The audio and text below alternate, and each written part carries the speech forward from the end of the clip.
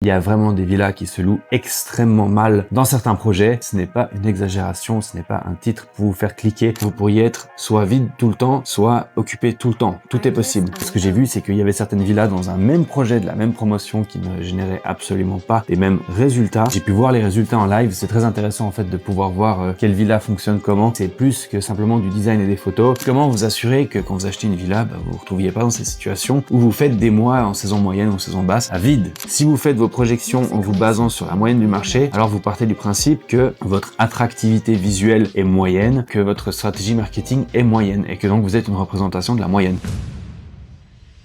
Bonjour à tous, j'espère que vous allez bien. Bienvenue dans cette nouvelle vidéo. Aujourd'hui, on va parler du fait que certaines villas ne se louent jamais. Ce n'est pas une exagération, ce n'est pas un titre pour vous faire cliquer. Il y a vraiment des villas qui se louent extrêmement mal dans certains projets. Pour l'anecdote, j'ai accès au système d'exploitation de la société de gestion qui gère un de mes projets dans lequel on a plusieurs propriétaires qui ont plusieurs villas au même endroit. Et il s'avère que cette société a aussi pris en gestion des villas qui étaient externes mais situées dans la même zone. Et j'ai pu voir les résultats en live. C'est très intéressant en fait de pouvoir voir quelle villa fonctionne comment. Ça m'aide énormément en fait. Et ce que j'ai vu, c'est qu'il y avait certaines villas dans un même projet de la même promotion qui ne généraient absolument pas les mêmes résultats.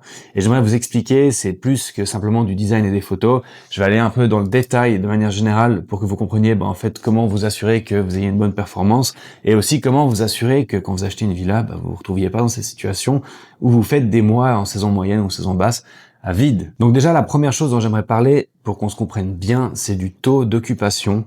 Première chose, il faut comprendre que le taux d'occupation, quand vous en entendez parler, c'est une moyenne. Si on vous dit à Koh Samui, le taux d'occupation saison haute est de 90% et le taux d'occupation saison basse est de 50%, comprenez que c'est une moyenne. C'est des rapports qui viennent de consultants qui récoltent de la data, d'hôtels, de villas, etc. et qui mettent tout ça en moyenne dans un rapport pour que vous puissiez vous faire à peu près une idée de comment marche le marché touristique d'une certaine zone et combien de personnes viennent et combien de chambres sont à disposition. Maintenant, il faut aussi comprendre qu'il y a une très grosse différence entre les hôtels et les villas, à savoir que si vous êtes propriétaire d'un resort et que vous faites de l'hôtellerie, de la location à courte durée sur un resort, admettons vous avez une vingtaine de chambres, pour vous, un taux d'occupation, ça veut dire 10 chambres vendues sur 20, donc 10 occupées, 10 vides. En fait, on parle de chambres vendues et non pas de nuitées. Et c'est là la différence. Ça ne veut pas dire que si vous avez une villa et que vous êtes dans le même mois de saison basse en train de faire 50% d'occupation et que vous avez 30 nuits, un taux d'occupation de 50% pour une villa ne veut pas dire que vous vendez 15 nuits sur 30. Un taux d'occupation, c'est le nombre de chambres occupées, ce n'est pas le nombre de nuits vendues. Même si ça peut être ou sembler être la même chose, en fait ce n'est absolument pas la même chose. Pour comprendre pourquoi ce n'est pas la même chose, en fait il faut comprendre l'attribution des réservations, donc où vont ces réservations et quand. Et en fait ce qui se passe concrètement, c'est que vous avez, admettons, entre les chambres d'hôtel et les villas, 100 000 chambres, 100 000 unités à louer sur Koh Samui. Alors je dis un chiffre qui n'a rien à voir, je sais absolument pas exactement combien il y a de chambres disponibles sur Koh Samui, mais admettons 100 000 pour faire simple. En fait ce qui se passe, c'est que en saison haute, vous avez, admettons, 90 000 personnes qui réservent des chambres, donc il y a 90 000 chambres vendues et 10 000 chambres vides. Et en saison basse, vous avez 50% d'occupation moyenne sur le marché, ce qui veut dire qu'il y a 50 000 chambres vendues, 50 000 chambres vides. Maintenant, quand vous avez une villa, sachant que vous avez une seule chambre et non pas un resort avec plusieurs chambres, et qu'on ne parle pas de taux d'occupation de nuitée, mais de taux d'occupation de chambre, eh bien vous pourriez être soit vide tout le temps, soit occupé tout le temps. Tout est possible. Et en fait, ce qui se passe concrètement, c'est que ce n'est pas parce que vous êtes en saison basse et que le marché indique 50% d'occupation que vous allez vendre la moitié de vos nuits ou que même pour un hôtel, vous allez vendre la moitié de vos chambres. Ça veut simplement dire que pour 100 000 chambres disponibles, il y en a uniquement 50 000 qui vont être louées. Et quelles sont les 50 000 qui vont être louées ? Ce sera forcément les plus belles, les plus attractives, les mieux présentées et les mieux marketées. Les autres vont être vides. Donc c'est parfaitement possible en saison basse d'avoir un hôtel qui a 100% d'occupation et qui vend l'intégralité de ses chambres. C'est le cas. Il y a des grands hôtels, il y a des grandes marques qui ont beaucoup de succès, qui font des très très belles choses, des très très belles chambres, des beaux designs, une stratégie marketing solide, qui vont être occupés en saison basse, certes un peu moins cher, mais occupés tout le temps. Et il y a des hôtels qui sont moins attractifs ou des villas qui sont moins bien présentées ou moins bien marketées, qui peuvent être vides à l'intégralité entier du mois. Donc en fait, ce qui se passe, c'est que à la fin du mois, quand tu as un rapport, un consultant, quand je parle d'un consultant, je parle de CBRE, Collier, Sinan Hotelworks ou ce genre de plateforme qui vous fournit des rapports de consultants, quand ils vont vous dire l'occupation à Koh Samui a été de 50% pendant le mois de mai 2025, en fait, ce qu'ils vous disent, c'est que sur les 100 000 chambres, il y en a 50 000 qui ont été vendues. Maintenant, qui a récolté ces 50 000 réservations? C'est ça la question. Et cette question, en fait, vous indique le point de base que je faisais, qui était que l'occupation n'est qu'une moyenne de l'intégralité du marché et non pas une moyenne indicative pour une propriété spécifiquement. Si vous faites vos projections en vous basant sur la moyenne du marché, alors vous partez du principe que votre attractivité visuelle est moyenne et que votre stratégie marketing est moyenne et que donc vous êtes une représentation de la moyenne. Maintenant, si vous avez un excellent design et une excellente stratégie marketing, vous faites pas partie de la moyenne, vous allez récolter plus de réservations que les autres, et donc vous allez avoir un taux d'occupation beaucoup plus élevé. C'est pour ça que je déteste quand on me pose la question quel est le taux d'occupation en saison basse, que je puisse me rendre compte de ce que je vais louer avec ma villa. Ça marche pas comme ça. En fait, le taux d'occupation, c'est pas un chiffre qu'on peut donner à quelqu'un sur une propriété, à moins d'être vraiment un expert absolu, chose que je ne suis pas.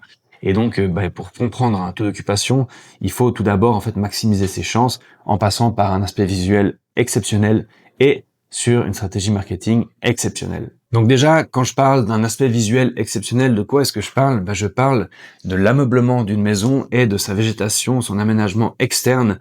Ce que ça veut dire, c'est que quand vous achetez une villa sur plan un promoteur, la villa c'est un cube blanc vide, bien souvent, sauf si vous avez acheté un package d'ameublement avec, ça dépend des situations, mais souvent vous achetez une villa, vous allez vouloir la meubler vous-même.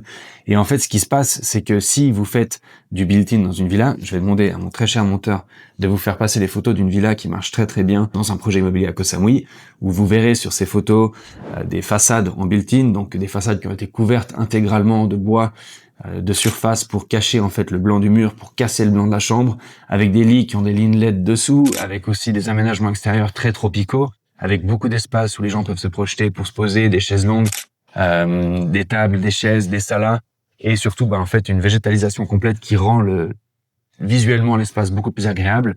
Eh bien, avec ce type d'ameublement, forcément, vous allez vous retrouver avec un listing beaucoup plus attractif et vous allez être plus facilement un des listings qui va être choisi en premier. Si vous regardez derrière moi, vous voyez une façade TV. Alors, à la base, cette villa, quand elle a été achetée, forcément, le mur était blanc, il y avait rien du tout. Si vous aviez mis juste la télé contre le mur, forcément, ce serait juste un carré blanc, avec une télé noire au milieu. Ce serait quand même pas aussi sympa qu'avec une façade en bois, avec des LED intégrés dans les étagères, etc.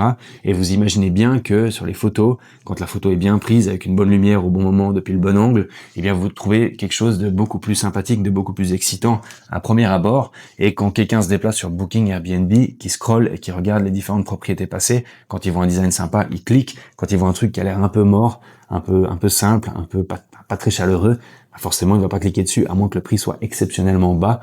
Mais les gens qui partent en vacances en Thaïlande, c'est pas pour faire des économies, ils partent en vacances pour dépenser de l'argent et profiter. Donc forcément, vous avez un tourisme qui va chercher des biens pas chers, vous avez un tourisme qui est moins sensible à ces aspects-là, mais ça représente une minorité du marché quand on se trouve dans un marché de villas avec des piscines sur une île qui est pour la majorité des touristes pratiquement à l'autre bout du monde où il faut quand même payer un billet d'avion qui n'est pas donné. Et donc forcément, ces gens-là sont prêts à payer le prix et veulent quelque chose d'esthétiquement plus attractif. Et donc au niveau de la stratégie, si vous achetez une villa en Thaïlande et que vous faites de l'ameublement, et je pense que ça s'applique partout ailleurs qu'en Thaïlande, c'est que, admettons, pour parler de chiffres de manière simple, si vous avez un budget de 10 millions de bahts, eh bien, acheter une villa à 9 500 000 pour mettre 500 000 dans l'ameublement n'est pas une bonne stratégie. Parce que même si la villa est belle, mais que vous avez été modeste sur l'ameublement, vos photos ne vont pas bien rendre et vous aurez moins de clics, moins d'attirance visuelle et donc beaucoup moins de réservations. Et pendant la saison basse, vous ferez partie des 50% des villas qui ne se louent absolument pas. En contrepartie, si vous achetez une villa à 8,5 millions pour mettre 1,5 million dans l'ameublement, ça change absolument tout. Vous pouvez vous permettre de faire du built-in, vous pouvez vous permettre de faire beaucoup de végétation, des espaces communs, des canapés plus grands, plus d'espace pour se projeter, où les gens peuvent s'imaginer, je vais me poser ici, je vais regarder mon film, je vais me faire mon petit Netflix dans la chambre parce qu'il y a une télé, le jardin a l'air super tropical, ambiance Samui, je me réjouis, ils cliquent, ils réservent et c'est parti. Donc il faut bien se rendre compte que mettre du budget sur l'ameublement, c'est une chose extrêmement importante pour réussir à faire un bon remplissage sur votre villa. Maintenant, il y a les autres aspects, c'est les aspects marketing, la visibilité de votre bien. Bien sûr, tous les gens n'utilisent pas le même vecteur pour faire une réservation. Vous avez des personnes qui réservent sur Airbnb, vous avez des personnes qui réservent sur Booking, vous avez des personnes qui utilisent d'autres OTA, ça s'appelle Online Travel Agencies, en gros des sociétés qui font la promotion des biens, qui prennent une commission généralement de 20% comme par exemple, vous avez Agoda, c'est une autre dont je n'ai pas encore parlé. Et en fait, déjà, c'est très important d'avoir une stratégie de multi-listing, c'est-à-dire que vous devez être listé sur chacune de ces plateformes. Donc là, c'est à vous de bien choisir votre société de gestion pour que cette société de gestion ait une stratégie de visibilité où elle vous met sur beaucoup de listings différents et synchronise tout ça dans un système simple, un property management system auquel vous avez accès pour voir les réservations. Donc ça vous donne forcément beaucoup plus de visibilité et donc ça élargit votre champ, votre marché et vos chances de vous faire réserver. Et puis après vient aussi une stratégie de distribution qui passe par Google Hotel Ads. Donc ça, c'est une stratégie où Google va vous lister dans Google Maps, va vous lister dans les barres de recherche Google. Vous allez apparaître facilement dans les suggestions quand vous faites des recherches pour des villas, piscines, avec la zone. Et en fait, Google Hotel Ads vous permet aussi en fait d'avoir cette présence en ligne qui, par la suite, si vous avez un bon SEO, donc une bonne stratégie de référencement, ça veut dire que vous utilisez des mots clés importants comme Samui, Luxury, Pool Villa, ce genre de choses en fait que les gens recherchent. Si vous avez ces bons mots clés et que Google Hotel Ads à terme va bien vous référencer, vous allez prendre une position en ligne en fait qui va permettre à des blogs, à d'autres plateformes de faire la promotion de votre villa. Donc je m'explique, la majorité des réservations passeront toujours par Airbnb ou Booking. Même si vous avez une stratégie Google Hotel Ads, en fait Google Hotel Ads va vous rediriger vers Booking, vers Airbnb, va juste maximiser votre SEO, votre emplacement sur Google de manière générale.